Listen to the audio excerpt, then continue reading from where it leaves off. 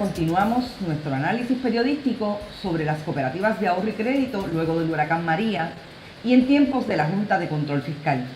Hoy daremos una mirada a las experiencias en otras jurisdicciones donde se ha hecho frente a retos financieros. Un ejemplo concreto es la experiencia de los Estados Unidos durante la crisis del 2008 al 2010, pero también veremos los procesos de consolidación y reforma bancaria en Ucrania, a los que aludió la directora ejecutiva de la Junta, Natalie Jaresko, en su participación en el foro del Colegio de Contadores Públicos Autorizados el pasado 8 de agosto del 2018. Allí recordó su desempeño como ministra de Finanzas de ese país entre el 2014 y el 2016. En el caso de Estados Unidos, las autoridades financieras federales, particularmente el Tesoro, la Reserva Federal, el FDIC y NCUA, tomaron medidas ágiles para proveer capital y liquidez al sistema financiero para asegurar su estabilidad y funcionamiento y preservar la confianza de los depositantes. Gestiones similares han realizado el Banco Central Europeo, el Banco de Inglaterra y hasta el Banco Central de China para responder a otros retos financieros en diferentes momentos de la pasada década. Estos esfuerzos comparten la premisa de que la economía necesita de un sistema financiero estable y saludable, que es responsabilidad del Estado proteger esa estabilidad. Igual tesis mantiene un grupo de cooperativas respecto a la crisis fiscal de Puerto Rico. Esa tesis es la que discutimos hoy entre periodistas, economistas y asesores. Me acompañan Joan Isabel González, colega del periódico El Nuevo Día, en su sección de negocios. Bienvenida a Para de Contar. Gracias, Carmen, por la invitación. Con nosotros también la economista y profesora universitaria en Arecibo de la Marta Quiñones. Muchas gracias por la invitación y aquí para contestar sus preguntas. Muy bien, y para de contar también. Y el licenciado José Sosa Llorens, asesor del grupo G25. Hola, saludos. Bueno, la primera pregunta es para la compañera Joan Isabel González. Gracias, Carmen. Bueno, pues antes de que entremos quizás a los temas más técnicos, me gustaría que ustedes puedan elaborar, ¿no?, un poco por qué es importante un sistema financiero. Lo digo porque es común que entre los consumidores exista esta percepción de que los bancos, las cooperativas, las uniones de crédito están para sacarnos el jugo, ¿no? Es muy común escuchar el banco siempre tiene la razón o la cooperativa no me quiso dar el préstamo. Y creo que quizás sería bueno primero reflexionar cuál es el rol que juega un sistema financiero en Puerto Rico, pero también en cualquier otra economía. Tienen un rol manejando dos componentes primarios. Sistemas de pago. Es a través de los bancos y de las instituciones financieras donde circulan las transferencias y las transacciones de pago que son necesarias para el comercio. Pero también hacen una función fundamental de intermediación financiera. Recogen los ahorros de los que son net savers, los que en neto están ahorrando, y ese dinero lo colocan al uso de los que necesitan financiamiento. Y esa intermediación financiera es fundamental para el desarrollo económico. Esas dos funciones, además, le permiten al Estado utilizar el sistema bancario para encaminar la política monetaria. Así que son instrumentos fundamentales para que se maneje la economía. Cuando el ciclo económico se reduce, pues ese sistema sirve de estímulo. Así que son fundamentales. Y el elemento más importante para que ese sistema funcione financieramente puede ser el capital, puede ser la liquidez, pero más importante que eso es la confianza. Claro. La confianza de los usuarios de ese sistema es el elemento fundamental para que ese sistema continúe funcionando. Y desde la perspectiva de la economía, porque en el debate muchas veces se habla del sistema financiero, los banqueros, los ejecutivos de cooperativas dicen, nosotros somos un sector de la economía importante, pero siempre está el debate entre si verdaderamente contribuyen a la economía real o no. ¿Cómo lo ven ustedes? Bueno, lo que pasa es que dentro del sistema capitalista, para manejar todo lo que es la demanda de dinero y la oferta de dinero, pues se hace en el sistema financiero, que no son los bancos privados ni son las cooperativas. El sistema financiero lo maneja en el caso de Puerto Rico la Reserva Federal, que es el que establece las políticas públicas, el uso y manejo de ese dinero. maneja también todo lo que la reglamentación hacia los bancos comerciales, que son los bancos miembros del sistema de la Reserva Federal, y ellos son los que determinan si te dan licencia o no te dan licencia para ser banco. Y manejan cómo es que se tiene que manejar particularmente los préstamos y el uso del dinero y cuánto dinero tiene que tener el banco también en sus arcas para poder hacer frente a las expectativas de los consumidores que están buscando préstamos o que están buscando efectivo. O sea, así que es un sistema muy complejo que está bien articulado. Las cooperativas, en cambio, funcionan desde otra perspectiva, no son bancos. Las cooperativas se crean más que nada por la confianza de los consumidores, llámese las personas comunes y corrientes, y a diferencia de los bancos que tienen más restricciones para dar préstamos, las cooperativas dan préstamos con las mismas restricciones. Y cómo entonces nosotros, las cooperativas, podemos ayudar a estos ciudadanos a conseguir su expectativa de tener una casa, de tener un carro o simplemente tener un pequeño préstamo para funcionar en diferentes actividades de su vida diaria. A diferencia del banco, en la cooperativa los dueños son los cooperativistas. En el banco tú no eres dueño, tú simplemente depositas tu dinero ahí. Y ahí está la diferencia en cómo se ve cada una de estas dos instituciones. O sea, allá en el banco el dueño es otro, nosotros depositamos el dinero ahí y recibimos quizás unos intereses que ni siquiera compensan, ¿verdad? Con suerte. Y pues, lógicamente manejamos una serie de transacciones. En la cooperativa los dueños son los miembros, y los miembros se reúnen anualmente en una asamblea a determinar qué se hace en la cooperativa y qué no se hace en la cooperativa, o quizás reciben las malas noticias de que compraron bonos del gobierno de Puerto Rico y que no funcionan, pero buscar alternativas de cómo se va a manejar el dinero de todos nosotros. Por lo tanto, es más democrático y se practica una forma diferente de gobernanza dentro de ese sistema financiero. Por eso es que las cooperativas tienen el aval de más personas y no la ven necesariamente como ese sistema opresor, ¿verdad? Claro, algunas veces a las cooperativas se le olvida el sistema cooperativo y actúan como banco, y ahí es que entonces los socios miembros empiezan a llamar la atención en las asambleas y a decirle que dejen de ser bancos y se conviertan en socios, en esos sectores económicos para cada una de las actividades que hacen esas personas, ¿verdad? Buscando calidad de vida. Quisiera, si es posible, que dejáramos establecido que hay un conjunto de normativas dentro del sistema cooperativo de ahorro y crédito, ¿no? Claro. Porque el no plantearlo pudiera dar la impresión de que no existe un conjunto de normativas a seguir.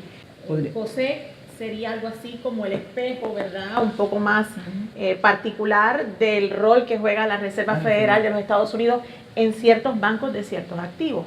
Pero luego tenemos los reguladores estatales, que en el caso de Puerto Rico está el Comisionado de Instituciones Financieras para los bancos comerciales y otras operaciones, ¿verdad? No necesariamente depositarias. Y tenemos a COSEC. Y COSEC tiene a nivel federal un homólogo, que es la Administración Nacional de Uniones de Crédito, que es lo que se conoce por sus siglas NCUA. NCUA. Y lo dejo establecido, ¿verdad? Porque es importante. Profesora, en esa misma línea, y si usted lo interesa, licenciada, en esa misma línea quizás sería bueno establecer un pequeño contraste entre la banca comercial y el sector cooperativo, y es en torno al uso que se da a ese dinero. Cuando un banco recibe depósitos, el banco tiene la prerrogativa de prestar como de no prestar. Pero tengo la impresión de que cuando uno mira la historia de las cooperativas de Puerto Rico, siempre el norte ha sido facilitar el dinero de los ahorristas para mayor actividad financiera. Y ustedes me dirán, pero cuando uno mira esos números, probablemente las cooperativas de Puerto Rico han logrado cumplir su desempeño de utilizar a cabalidad los depósitos de la gente para el fin y al cabo, así que a través de préstamos o tarjetas de crédito, pues se dé el viajecito, se compra la hipoteca o el carro que se necesita. Bueno, las cooperativas, vamos a empezar con los bancos. Los bancos, su función es coger el dinero, canalizarlo para hacer préstamos, o sea, crear esa cuenta imaginaria de deposito $10,000 y con esos $10,000 hago muchos préstamos, ¿verdad?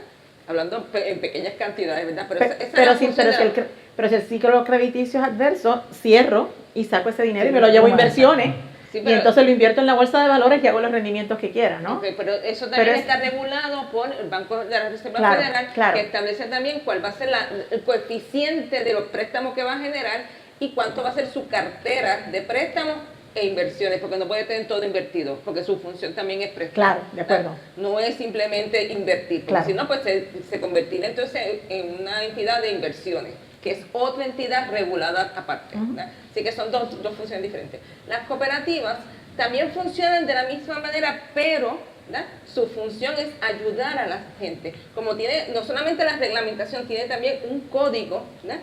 Que son las reglas básicas del cooperativismo, y en esas reglas básicas del cooperativismo entra dentro de la economía solidaria, y la economía solidaria tiene que entender a la comunidad y tiene que entender los procesos que se dan, y lógicamente ese proceso de que te presto, pero tú tienes que también tener dinero en la cooperativa, en parte, de acuerdo a lo que tú tengas ahí ahorrado, pues es parte de lo que te voy a prestar. O sea, tampoco es que sea lo loco que se hacen las cosas. Totalmente de acuerdo. Y la cooperativa, pues lógicamente, porque ese dinero, ellos son responsables ante los socios, y los socios sí que son bien malvados cuando de verdad ven que las cosas están mal. Por eso son fiscalizadores y evitarían lo que le ha sucedido a muchos bancos que se han ido a la quiebra porque no han tenido unos socios exigentes como tienen las cooperativas, ¿no?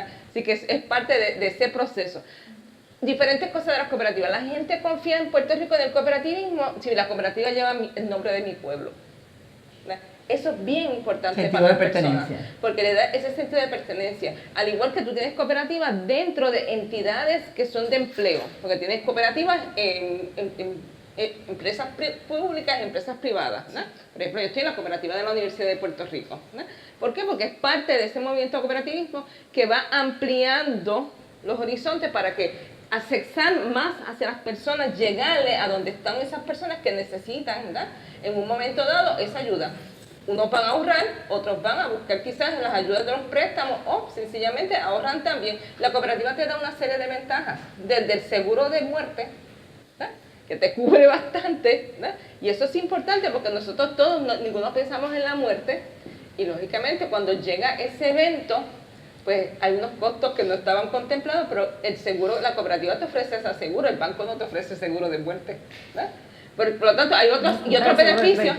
No, pero hay una serie de beneficios que te da la cooperativa y que los socios entienden que los están protegiendo. Y esa es una diferencia fundamental en el movimiento cooperativo. Además de que estás ahí, los ves continuamente, el equipo de pelota de tus hijos lleva el nombre de la cooperativa, el equipo, la actividad que están haciendo cultural lleva el nombre de tu cooperativa, ¿verdad? Entonces la gente se empieza a identificar más.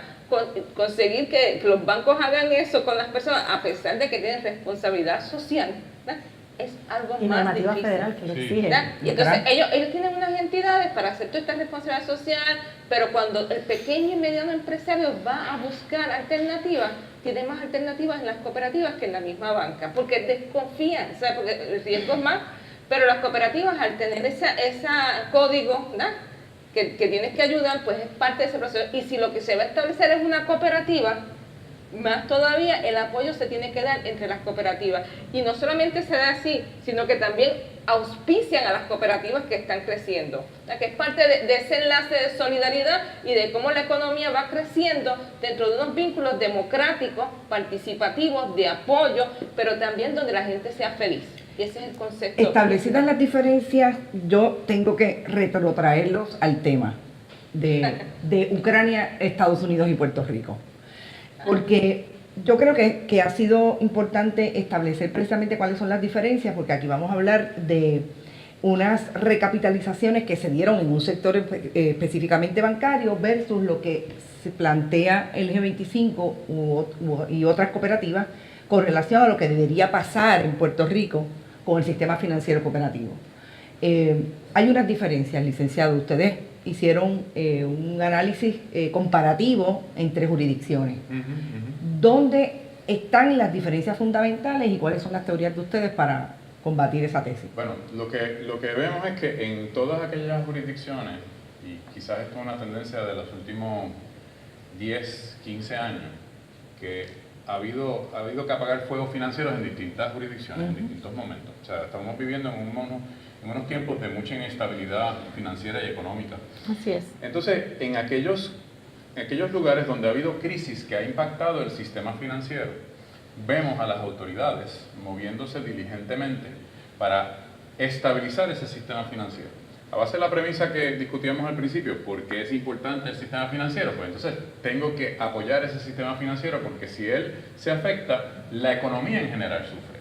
Así que eso movió en Estados Unidos en la llamada Gran Recesión, que se dispara en el 2008 y se dispara en ese caso por inestabilidad no de la economía real, sino básicamente del sector financiero, por actividad especulativa, generación de financiamientos no sustentados en principios sanos, complicados con derivados financieros, especulativos, crean esta burbuja, crean inestabilidad y empiezan a colapsar instituciones financieras primarias que están entrelazadas con otras instituciones, unas ponen a riesgo a otros. El gobierno federal se mueve rápidamente y dice, hay que inyectar capital, hay que inyectar liquidez. Eso siempre genera el problema y la disquisición filosófica de decir, pero es un negocio privado, que se afecte, que se resuelva. Pero contrario a una cadena de supermercados que cierra, pues eso afecta a esa cadena de supermercados y quizás a unos suplidores, no tiene un efecto generalizado en la economía. Dominó. En el caso de las instituciones financieras hay que apoyarlas, hay que preservar el sistema. Quien haya cometido acciones imprudentes debe ser penalizado. En el 2008 el gobierno federal destinó fondos sin precedentes para capitalizar los bancos, para distintas instituciones, pero los bancos primarios recibieron capital, recibieron inyección de liquidez. Así es. Y con eso se estabilizó el sistema.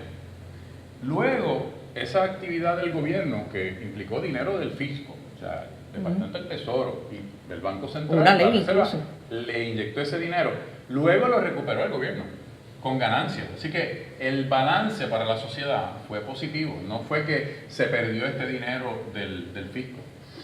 Eso fue en Estados Unidos. En el caso de Ucrania, y mencionamos Ucrania porque la señora Yaresco lo mencionó en el foro del Colegio SPA, aludiendo en ese foro directamente a las cooperativas sobre la idea que se ha discutido en otros episodios previos de Para de Contar, de que las consolidaciones son la solución para el riesgo que hay en las cooperativas.